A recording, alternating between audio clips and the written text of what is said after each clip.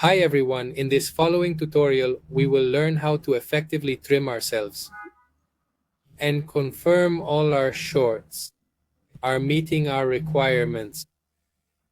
In other words, this involves the mask in terms of positioning in the captions.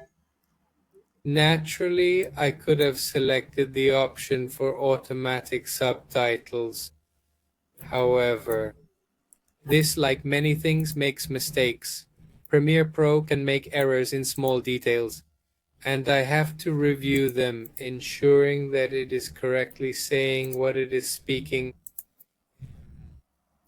And two, to make sure that at the beginning of the videos, both the text captions and the videos and audio commencing at the same time.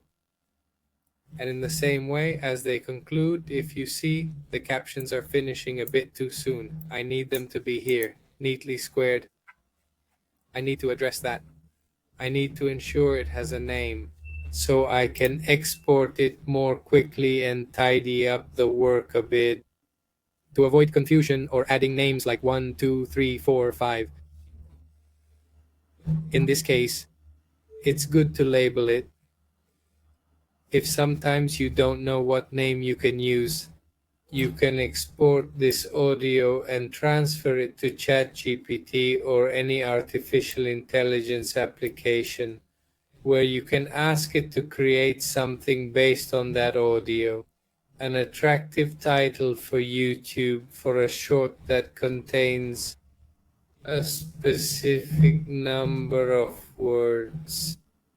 We can customize it a bit. Now, in this case, we are working with something that is in our language. We can generate something, not necessarily as clickbait, but something a bit more eye-catching. These are all the steps to take into account before exporting, ensuring we have everything in order.